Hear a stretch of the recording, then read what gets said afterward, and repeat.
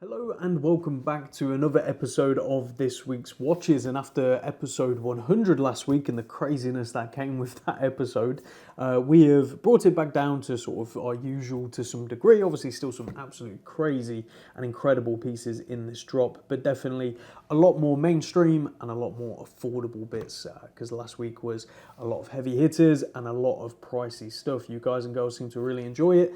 Sales have gone really well, so I really do appreciate it. The feedback on the last episode was great as always, so thank you all very much. Now, I've sort of fallen out of routine of saying some of the things at the start of these videos because we've done so many, but as always, in the description, you will find a link to every single watch that we are talking about. So you can head over to the website, see the price, see the extra details, and see whether it's available. You'll also see a timestamp. So if you're clicking on this video and all you want to see is the Vertex, for example, you can do so by scrolling down in that description and you will see a little timestamp. You can click on it and it will take you straight to that watch, so you can skip all of the other watches if you're only here to see something specific. So hopefully that explains it. And if you do have a watch you would like to sell, the best thing to do is fill in our form on the website under the sell section and we will get back to you. We don't always take every single watch that's offered to us, as you can imagine. We get offered somewhere between 10 and 30 watches every single day. It really can vary that much. So obviously, if we took all of them, we would have thousands of watches in stock at this point, and also we would be very cash rich. So we have to be very selective with what we buy, first and foremost, and then we're also just selective in general in terms of the stock we take. So I'm sure you guys and girls appreciate that, but I just wanted to make that very clear. If you fill in the form, it doesn't mean we're going to definitely take your watch. Occasionally people seem to think so, so I just want to make that very clear. But that's all the rambling out of the way, and before we dive into what's on the table, taking a look at all that, what's on wrist, no surprise, I still haven't taken it off. I've worn this watch every single day, and I absolutely love it. This is the Rolex Oyster Date Precision from 1969 with its box and papers. I'm really enjoying this, and there's potentially something coming in the next couple of weeks, something very special, which I may be keeping. It may mean that this has to be sold, but I'm doing everything I can in the meantime to not have to sell this and be able to keep both. But we will see. We'll see what happens. But either way, that's something exciting down the pipeline. So yes, now that we've got all that out of the way, let's get on to what you're here to see, and that is the watches. And we're going to be starting with an absolutely amazing Heuer Autavia. Some of you may be seeing this and going, didn't you have that before? Yes, this is the same watch from before. We actually removed it from sale because there was conflicting information on certain aspects of the watch, which we did the right thing. We took it off sale. We consulted with multiple people and multiple experts, and have come to the conclusion of what we'll be discussing and what is on the website in terms of what mark dial, what mark case, what mark year, all that kind of stuff. But the first and foremost thing is the watch is, apologies for the noise, the watch is 100% original and the parts are original as well. And that's what we wanted to make sure of 100%. We did do so beforehand, but again, this is the trouble with the internet and experts. There's a lot of differing opinions. So we were speaking to certain people who believed a certain thing, and us ourselves, based on what we researched at that time, also came to that conclusion. Now that was pointed out by a few people to be incorrect. So again, we did the right thing. We took the watch down. We didn't sell it. We didn't allow anyone to buy it. We did the research, and now we're bringing it back to sale with what we now believe to be the 100% correct information. This is the joys of vintage. There's a lot of ifs, buts, and a lot of questions that sometimes you'll never know the answers to because they just didn't keep accurate records back then, and everything's based on experience of people now, based on the amount of experience handling and inspecting these watches today. So that's something to keep in mind. Now that all that's out of the way, that was a long introduction. Let's get on to the incredible watch. Let's take a closer look. Okay, so what a watch to start this week off with. It's an incredible Heuer Autavia 1163T. Now, as I stated in the intro, if you missed that part, just go back a couple of seconds, or probably a minute to be honest. It was quite a long intro. This is a watch we had listed before and we took down whilst we clarified all of the details to make sure we were advertising this correctly with all of the sufficient and correct information based on knowledge and the sort of experts, you know, on the dash and all the other places that you would rightfully check to cross-reference certain information. So, and one point I want to make out is a lot of dealers out there, unfortunately, don't even go any further than stating what the reference is and what the year circuit is. They don't state what mark reference, MK reference the case is, or the dial, or the hands, or so on and so on. They will just state the reference and the age. Now, we at Kibble Watches obviously want to provide much more information than that. It's something we've tried to do from day dot, and it's something we are continuing to push and make sure we do to today. So it's very important, if you are shopping online, either really know your stuff or shop from somewhere that is stating as much information as possible that you can cross-reference yourself. An example of this is our Rolex Steve McQueen. We have stated what mark reference the case is, what mark reference the dial is, the bezel, and so on, with all of the details you could possibly need, and you can cross-reference that. Now, if you search online, a lot of reputable places will just say the Steve McQueen, the reference, and the year. They will not state that actually the bezel is a different mark to the dial. And again, these things happen. It's not the end of the world. There's a narrative that you could create, really, for a variety of options of why these things happen. That isn't really the point. You know, you can have that conversation with the dealer or with the seller on those things if you want to, but the point is it needs to be stated what it is, and it needs to be stated correctly. So that's why we took it down, because we wanted to do exactly that. Now, you can cross-reference all these things. We would highly recommend On The Dash. That is the authority, really, when it comes to vintage Hoya, and rightfully so. They have accumulated so much evidence and photos and examples to really put everything down. So now that we've got that sort of part out of the way, let's actually talk about what this is. So it is a 1163T reference. It is a Mark IV with a Mark VI dial and Mark IV handset. Now, what does that mean? So this is from circa 1971, and the Mark IV matches the serial range of 1971. The dial, however, is a later Mark VI dial. These were often reserved for service dials. So that means the dial in here is a later dial to 1971. It's still a vintage and authentic Hoya dial, and this is commonly seen across the board. You will find Mark IIIs or Mark Vs with a Mark VI dial, or Mark IVs. In this case, it happens. There could be a variety of reasons. The dial might have been damaged, or it could even have been a request from the original owner to have it changed. It could also be, and this is a high reality, Hoya back in the day, you know, they would have put watches together with parts they had available. They didn't know that we would get to this point in sort of watch collecting where every single thing is documented down to the core.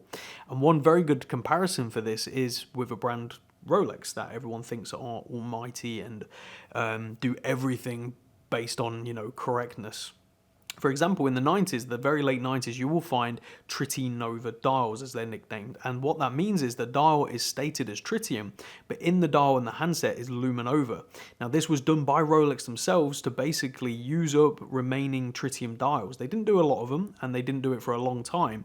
But there are examples out there. We've had them before, I've handled them and seen them, and it was done by Rolex. So the dial is stated as tritium, but it's luminova. Now, if we didn't know those factors, people would point at those, and they had done in the past, and say, well, that's fake, or it's been redone by a different watchmaker. But that was Rolex themselves. So this goes to show the brands themselves back in the day, and that was as recent as the 90s. We're talking about the 70s here. So this could have been done by the brand. Again, we will just unfortunately never know. Now, it very well could be the watch dealer who sold this prior swapped out the dial. Maybe the dial was incorrect, or maybe the dial had some marks and damage and they thought it'd sell better with this dial. You just don't know. So that's the point we're sort of getting at. But what we do know is what it is. So that's stated correctly. And that's the important thing. So now that we got that out of the way, and this is something we can I can refer back to as well when talking about these things, because it's a question that comes up a lot. You know, why is the dial or hands later than the watch? You know, how can that happen? And we can sort of share this video and this segment as an explanation to how that can happen, and some, you know, real world examples. Anyway, enough of the rambling. Inside this is the automatic Hoya Caliber 11, and as I say, circa 1971. The Caliber 11 is important because it's a micro-rotor movement with a chronograph module basically built on top of it. Famous for having the crown on the left side and the pushers on the right. You can see original Hoya crown. It comes on a nice strap with a Hoya buckle. It's just in very nice condition, and again, with everything stated, you really cannot go wrong because you're getting a really beautiful watch nonetheless. They're shown on wrist and taut dimensions. And here we go on my 7-inch wrist. You can see it's by no means a small watch, especially for 1971, which I find fascinating. This is 42mm by 47.5mm lug to lug, 15mm thick, which wears a lot thinner than that would suggest, so don't be put off by that, and 20mm lug, so a little bit short on the lug length, really, when you consider the size of the case, but it wears so well, very similar to the Speedy in terms of 42 and 20, but a very different wearing profile. So come check this one out in person if you'd like to, book an appointment, and yeah, you'll likely take it away, be warned. From there, let's go over to something a lot more simple than this Hoya that we can all very quickly and easily assess and inspect and come to a conclusion. That is the Rolex Explorer 1 36mm. This is the 114270, so the solid N-link reference, the more desirable reference for most people, and just a really nice example ready to go. So let's take a closer look at this. Next up, an absolute classic with the Rolex Explorer 1. This is the 114270 from circa 2001. That's based on the K serial that this is. So that may be a potential birth year. I know I have some younger viewers watching, so this may be a birth year Explorer 1 for you. This watch doesn't come with any box and paperwork. It is in worn condition. It has been polished and refinished at some point, but done very well, and again, it's just in nice wearable condition. You can put this on, not worry about it, and put your own wear into it. It does feature 12 links on the bracelet, will fit about a 7.25-inch wrist at maximum. And as I say, just a nice example. Inside is the automatic Rolex caliber 3130, and what differentiates this one, the 114270, compared to the 14270, is this is the later model with solid N links, and a different movement as well. So you can see those N-links right there, they are solid as opposed to folded N-links, and it just creates for a more robust feel on the wrist. You still have the folded clasp and you still have the same style links, but again, solid N-links, it just adds that fuller look to the end of the case. Some people really love it for that factor. To be honest, there's a charm to the older 14270s as well, but it does make this reference slightly more expensive, as you'd expect.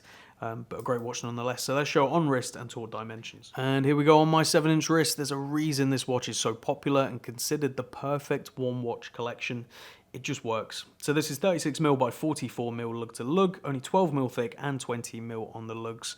So go check this one out on the website today. From there to something really, really cool. This is a AnOrdain. The last AnOrdain did very well, so I'm sure this one will as well. This is actually not one of their Fume dials, which is what AnOrdain are famous for, and what makes this model quite interesting to me. This is a limited edition they did with a white gold dial. So that is an 18-karat white gold dial with a really beautiful texture, which we'll take a closer look at. An interesting watch, an interesting story, and as I say, limited to only 50 watches. They did 3 different variants, 150 total, but they all look very different from each other. So really cool. Let's take a closer look. Next up is the AnOrdain Model 1 Precious Metal series that was done for the Wind Up Watch Fair in 2021, I want to say. Yeah, 2021. They did a limited edition of 150 watches total into 3 series, so 50 of each series. And this is the 18-karat white gold dial series, limited to 50 for that event. Yeah, really, really cool. Very different to what they usually do. Obviously, they typically do the Fume dials, but the story is that because of COVID, they were closed for making those dials. They weren't able to do it, whereas they were still able to make these dials, apparently, so they did this. And again, it's just nice to see them do something different to what they usually do. For some, that would completely turn them off, because if you want an AnOrdain, you want the Fume dial, apparently. Whereas for some of you, I think this may actually be more interesting, as it is for me personally, because of that factor. It's from July 2021. It does come with its box and papers. It's paired on this strap, which is very nice. And inside is the automatic ETA 2824-2. As I say, this is the Model 1 reference in 38mm, and a very interesting watch as well. So let's show it on wrist and taut dimensions. And there we go on my 7-inch wrist. You can see the Model 1 wears really, really nice at 38mm by 46mm lug to lug, only 10.5mm thick and 18mm on the lug, so endless options for swapping this out. A nice brown suede would of course look great on it, but feel free to put whatever you want on it. So go check it out on the website today. From there, let's go over to a classic with another Ming. The last one again did very well, so we managed to get another one in. This is the Ming 1709 in burgundy. Again, the same as what we had last time. Also in unworn condition with its full box and paper. So let's take a closer look at this. So Ming time with the 1709 in burgundy. So this reference they did in blue and burgundy, as you see here. It's almost become the quintessential Ming watch. If you're after a Ming or you want to know what a Ming looks like, this is the watch I would show you. This is their design cue to the core, in my opinion, and it just looks really, really good. A really nice textured burgundy dial, classic two hands, and the Ming iconic loomed hour markers that are elevated above the dial, making for a really interesting sort of proportion and design overall. The case is also very much their iconic shape and size. It wears really, really well, and it's actually super compact on the wrist due to the really short lug to lug. But as I say, this is the reference 1709. Inside is a Sellita SW330 M1, and this is from January 2022 with its box and papers.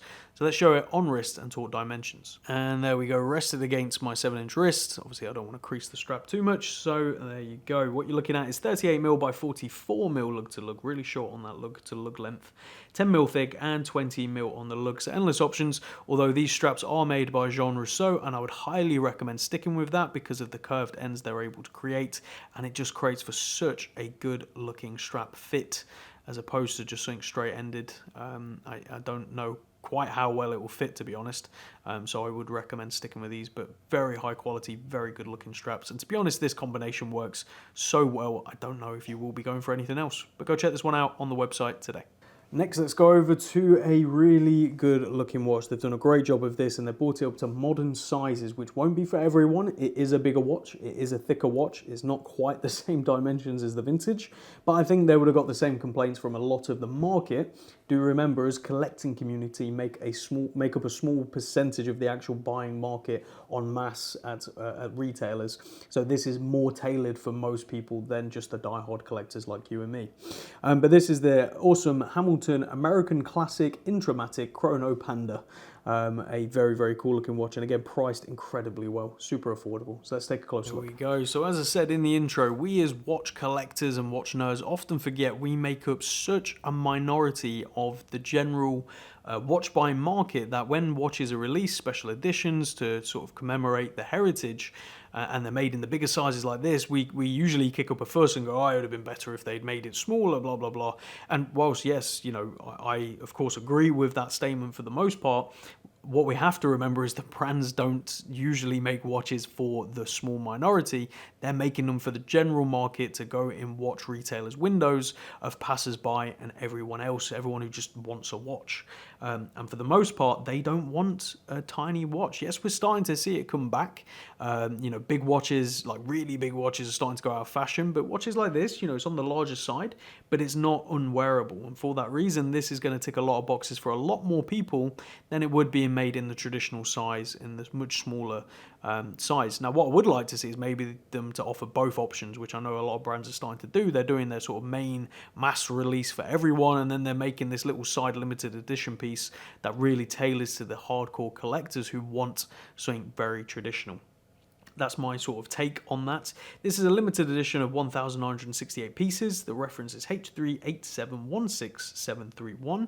And inside is the automatic Hamilton Caliber H31. And this one's from June 2018 with its box and papers. Original strap and buckle. The watch is in worn but overall very good condition. So let's show it on wrist and talk dimensions. And here we go on my 7-inch wrist. You can see it's big but it's wearable and you can totally get away with it. Very good design, but that's no surprise really because of obviously what it's based on. A vintage Hamilton which just looks incredible. I love that reference. But this is 42mm by 49.5mm lug to lug, 14mm thick and 22mm on the lugs. So go check this one out on the website today. From there over to something very underrated, and again, a bigger watch, a bigger chronograph. It won't be for everyone, and that's okay. This is the Montblanc Timewalker. I remember when this watch came out, I was actually in an event at the Montblanc boutique over in central London for the release of this watch, the time-only edition, and I had an Oris that looked almost identical, but the Montblanc is fantastic, and again, priced very well when it becomes second-hand like this one. So let's take a closer look at this one. Next up, up is the Montblanc Timewalker Chronograph, as you can see. Now, as I said in the intro, I remember when this watch came out in the time-only edition, and I was there for the launch at the Montblanc boutique. I was very impressed with the watch, and I think it's great to see a brand like Montblanc, which is obviously more known for pens or even their fragrances and leather than watches, but they're really pushing the watches and really doing their best to create some interesting designs that is very much not really copying anything, and I respect that. So whilst it won't be the design or the size for everyone, I respect what they're doing, and I think they're producing some interesting things, and I'm glad to see there's other brands making, because at the end of the day, if you want a core quality heritage, there's a million options out there already, whereas Montblanc are trying to at least do something to their design language, and I respect that. So the reference to this one I won't bore you with, it's a long reference, you can go see it on the website, but inside as we flip it over is the automatic Montblanc caliber 2507, hidden behind a sort of smoked sapphire crystal. You can see the case is very interesting, very sort of sports car and grill inspired. It comes on a perforated rubber, black rubber, with a deployant, which is quite large, so do keep that in mind. It's on the bigger side, so if you have a smaller wrist, you probably want to swap this out, to be honest with you. Yeah, worn condition, but good condition. 2018, box and papers. Comes with everything you'd expect, and just a good looking watch for the money. You've got the Montblanc logo hidden away in there in the sub-seconds, a nice chronograph layout, and a very nice design, done very well.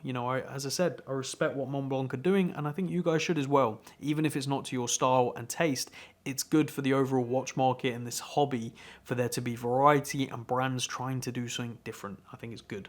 So let's show it on wrist and talk dimensions. And here we go on my 7-inch wrist. Again, not a small watch, but not too massive that it can't be worn either. So 43mm by 52mm lug to lug, 15mm thick and 22mm on the lugs. I'd personally be swapping this out for a really nice sort of 2-stitch black leather strap, maybe with the stitching in red. I think that would really complement this watch, but go check it out on the website today. From there over to a very underrated watch in my opinion. This is the Hanhart, manually wound as well, so a very, very cool watch. The Pioneer chronograph, very great proportions, very good looking. I would take the bund part off and wear it on the strap. It looks fantastic. Again, perfect for someone who wants this kind of design and doesn't want to break the bank. You'll be surprised by how affordable this is for what it is. I wouldn't be surprised if this flies off the shelf straight away. So let's take a closer look. Here we go. So as I said in the intro, a watch from a brand that I think are very underrated, but also this model is incredibly underrated. This is a Hanhart. I won't bore you with the reference. It's a super long reference. Based on one of their vintage military chronographs, you can see the design inspiration quite clearly with the design. Hanhart are famous for these sort of bezels with the red. This is friction fit, so you can rotate it as you please. But just a good looking watch, and what really surprises me is they're using a manually wound Sellita SW510M, and the overall design and size of this is super wearable on the wrist. It's definitely not on the smaller side, but it's not on the bigger massive side either.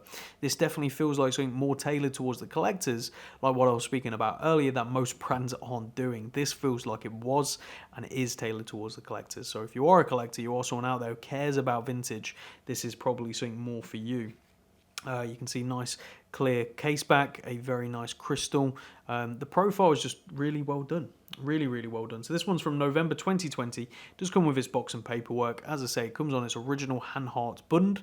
I'd be taking this bund part off and just wearing it on the strap personally. And I think that is one good looking piece, especially for the price. When you head over to the website, if it's still available, you will see how well priced this is for what you're getting, in my opinion. So let's show on wrist and talk dimensions. And here we go on my 7-inch wrist. You can see the bund does make it wear a little bit bigger, so do keep that in mind. Once you take that part off, it brings it lower to the wrist and just removes the sort of heft behind it, which, some people really like. It's not for me personally, but 42mm by 49.5mm lug to lug, only 13mm thick. Obviously that's excluding the bund, and 21mm on the lug, so a little bit awkward, but to be honest, this leather suits it perfectly. I would be wearing it on this. So go check it out on the website today. Talking about classics, this is a just an unbelievable classic. I absolutely love this watch. This is the Vertex M100 manually wound, which obviously makes it quite a bit more special than the automatic or some of the other models. A very, very cool watch for the military lovers who want something modern and reliable, and they don't want to have to get into the minefield of what is correct and not correct, reloomed and not reloomed on vintage military watches, especially part of the Dirty Dozen, which this is based on. So let's take a closer look at this. Next up, the Vertex M100 manually wound reference from 2019 with its box and paperwork. It does come on its original Vertex leather strap with its Vertex buckle in very nice worn condition. You can't really go wrong. Obviously, this reference when it first came out was invitation only. You had to be invited to buy it, and you had to have some sort of credentials basically to buy it. Don did an invitation only system. Worked really well. It means there's a lot less of these out there than you'd think, and again, it's just an interesting way of doing things. Inside is a manually wound ETA 7001, a very reliable movement used by multiple brands at multiple price ranges as well. So obviously, based on a vintage Vertex, the Dirty Dozen. Vertex was one of the original brands used in the Dirty Dozen, which was used during the World War II by the British military. A very interesting thing, well worth reading up on in general if you enjoy history and also the history of watches.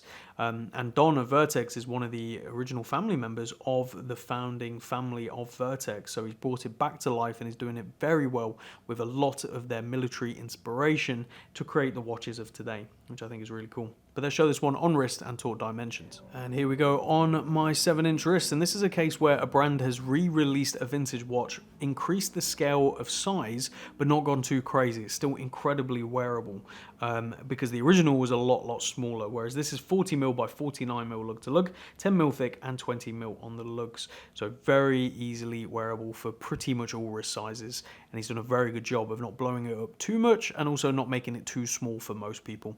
So go check this one out on the website today. Now from there to a Tornek Rayville, this is one of their Paradive Class B automatics, a very good looking watch. Again, military inspired. There's clearly a theme in this drop, unintentionally, of some military inspired watches. The Tornek Rayvilles are fantastic. They're not as well known as they should be, in my opinion. You know, when you look at companies like CWC and brands like that are doing very, very well in that world, I think Tornek Rayville deserves more credit than it currently gets, especially for the watches they make. So let's take a closer look at this one. So next up, the Tornek Rayville, a very good looking and very comfortable watch. I think, as I said in the intro, this is one of those brands that, in my opinion, is massively underrated. A lot of people don't give them the credit they deserve, and especially when we're talking about military-inspired watches, Tornek Rayville do it incredibly well. The overall design, the way they emulate a Bakelite bezel, the cases and the proportions, and even down to the case backs, you know, they just do very nice looking watches all around that you can't really go wrong with. So this is the TR50717, and inside is an automatic Japanese caliber NE15C, and this one's from October 2022 with its box and papers, which is basically a Pelican case, a very nice, easy to store thing, unlike some of the brands where they have humongous boxes. It's just not necessary. This, again, is quite refined. Very interesting case design, obviously based on one of the Class B military watches back in the day with this more, they use the case as a crown guard basically. So rather than just having a crown guard like you see on a lot of watches today, they made the whole case act as a crown guard, which is quite interesting. So not symmetrical, but still very, very cool looking and very iconic for this period of this design, in my opinion. So let's show it on wrist and talk dimensions. And here we go on my 7-inch wrist. So again, not a small watch, but wears very well. The lug to lug length really helps. So this is 44mm by 49.5mm lug to lug. It's under that 50mm sweet spot. It's 15mm thick, but do remember a lot of that is in this heavily domed crystal, as you can see. So it wears thinner than that would suggest. And 20mm on the lugs, nice and small considering the size of the case, but again, just sort of contrast with the big, heavy, bulky top. You end up with this very nice fitted NATO strap, which sort of contrasts nicely. So go check this one out on the website today. From there to a Devosa, a very cool, it's clearly a homage watch obviously to a Blue Submariner with a Jubilee bracelet, something they've not really done in a very long time. Vintage models you can get with Jubilees, but we're talking very early reference Submariners. It's not been done in a long time. Maybe something they'll do again, who knows. But the blue dial, again, for those of you Rolex fans out there, you'll know the blue, especially this blue, is reserved for precious metals. So there's either the two-tone models or the full gold, either yellow or white gold, which obviously is a pretty penny, even if you do have the money and to try and get one. Whereas this is a fun little homage, especially for the price. I don't think you can go wrong. It's built very well. They're not as well known here in the UK. It's quite interesting, really. Will that change? Who knows? But in the meantime, you get yourself an absolute bargain. So let's take a look at that one. So Devosa time with the Turnos Diver in blue, a clear Rolex Submariner homage. I don't think there's anything wrong with this. You know, we've touched on it on the past. We've dedicated a lot of time actually talking about homage watches because it's such a heavily debated subject. For me, as long as it's not a direct, like, it doesn't say Rolex, it's not trying to trick anyone, I'm not opposed to it, especially at a far more affordable price range, because often these watches can be heavily desirable for people, but they can never attain it, or at least they feel like they can never attain it, so they can get it at a more affordable price point. But I also know people who could very easily afford a proper Submariner or whatever the watch may be, but choose to wear something like this because they like the design, but they don't like the association of the more expensive brand, or even the risk that comes along with that, especially in a place like London today, where you do have to be careful with what you wear. You have to consciously think about where you're going and what you're wearing. That's the world we live in. Now, yes, you could argue you're then wearing something that still looks like that, so the risk is still there, of course. However, you know, passing that over and just calling quits on the situation, which you should do anyway, obviously, but it's going to have far less of a financial impact than, let's say, a Submariner, and you know, whatever the case may be. So that's just a little snippet of a whole conversation that we could have, an hour-long talk about homage watches. That's a little snippet just to not really justify, you know, at the end of the day, you should wear and buy what you like. It's your money. Put it where you want to put it. You know, this heavy debate where people outright say homages shouldn't exist. If you buy them, you're bad. Like, whatever. Like, that person can just go away. It's just a ridiculous argument, in my opinion. I have to add that part. I won't bore you with the reference to this one. You can see it online. Inside the automatic, I can't even speak anymore. Automatic DAV3021, which is basically an ETA inside or a Solita. Very well made. You know, the overall design is obviously good. You know, a Jubilee on a Submariner, I kind of like it. It really tones it down a bit. The blue is nice. Again, you can only get this. This watch, really, without the Jubilee, is the white gold Submariner that's now discontinued, and the prices of those, you know, £30,000 plus, let's say, theoretically. So again, for far less than that, I don't think this is a bad thing. September 2020, box and papers, but let's show on wrist and taut dimensions. And here we go on my 7-inch wrist. Very comfortable, very good looking. Again, for the price, you cannot go wrong. So 40mm by 48mm lug to lug, 12mm thick, and 20mm on the lugs. So go check this one out on the website today. Now on to the final two. We have a Grand Seiko and a Lordmatic. We're going to start with the Grand Seiko Dial Shock 36.5mm, a very good looking example. The dial has seen better days, but we've kept it as it is, so you can make the choice of if you want to have it refinished or not. But to be honest, for the price point, you really can't go wrong with this. It's priced very competitively for this reference, so let's take a closer look. Next up is Grand Seiko time, this time with the Seiko Grand Seiko Dial Shock in 36.5mm. This is the reference 5722-9991. A very iconic looking Grand Seiko that they've actually done a re-edition of pretty much to the T, just obviously bigger. You've got the nice big Grand Seiko signed crown, nice signed case back with the gold medallion still present and the engraving still clear. And the dial is original, but it does have markings which indicate water damage at some point in its past, and has been kept as such. You know, you can choose to have that done if you want. Personally, I don't mind it. I don't think it's too intrusive. It's definitely noticeable, but it's not horrendous. You know, I've seen far worse, and it doesn't really take away from the watch. If anything, to me, it adds some charm and character, and it adds a potential story that we will never know, and that's kind of the beauty of vintage watches for me personally. So inside this is the manually wound Seiko caliber 5722, and this one's from circa September 1967, and obviously is watch only, no box or paperwork. Case is nice and strong, still features a lot of the lines you'd expect, And yeah, it's just a good example. And again, for the price we're asking, it's super fair. So let's show it on wrist and talk dimensions. And here we go on my 7-inch wrist. You can see nice case proportions. This reminds me of early Seamasters, vintage Omega Seamasters with the fat lug Denison cases, just because the case of this is much beefier than you'd think with the size and the proportion. So it wears a lot bigger than you'd expect. This is 36.5mm by 43mm lug to lug, only 11mm thick and 19mm on the lug. So yes, a little awkward on the lug length, but there are options, and we paired it on a very nice classic black strap, which I think complements the watch nicely. So go check it out on the website today. And last but by no means least, interestingly, one of my favourites on the table, this is the Seiko Lordmatic Special. No surprise it will be one of my favourites because it features a brown linen dial. Really nice. I've actually not had this reference before with the linen dial. It's just a good looking watch. So let's take a closer look at it. So here's the Seiko Lordmatic Special with the brown linen dial. Japanese date disc as well, a very good looking example. This is the 5216-8020 from circa October 1975. So a potential birth year out there for someone. This watch has got scratches on its crystal. This is their, you'll have to excuse the noise outside. This is their Seiko's own crystal, so it can't really be polished out. So it would need replacing if you wanted to be honest. We've left it with all the marks and scratches. So that way you can decide what you want to do. You know, we can always take away these things, but we can't bring them back. You know, and to some people, they like a vintage watch with wear, patina, and marks, because again, it tells a story that we may never know.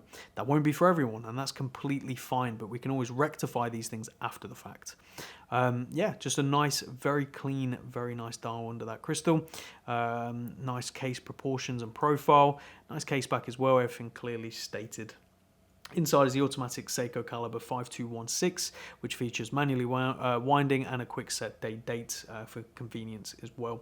But let's show this one on wrist and talk dimensions. And here we go on my 7-inch wrist. So interestingly, proportion-wise, this is very similar to the Grand Seiko we just looked at, but it gives a completely different wearing experience in my opinion. This is 36.5mm by 42mm lug to lug, only 9.5mm thick, and again 19mm on the lugs.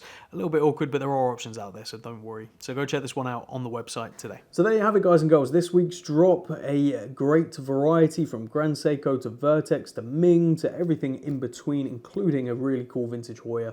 So hopefully there's something here that sort of entices you. I'm sure there will be. Don't forget to head over to the website, check them out, even if it's just for the photos and the descriptions. We put a lot of work into those things, so we do really appreciate when you head over to the website and check it out. Again, even if it's just a scroll through, browse with a cup of tea or coffee in the morning on a Saturday, which is always a fun thing to do. So yeah, we hope you enjoyed it, and we'll see you all again next week for next episode, which has already some incredible watches in it, and we're pretty much full of next week and working on the following week already. That's how far ahead we are. So don't forget to follow on Instagram at Kibble Watches to see what's coming soon, and join our broadcast list. Again, how to do so is on our Instagram in the highlights reel. So yeah, we'll see you all next time. Take care.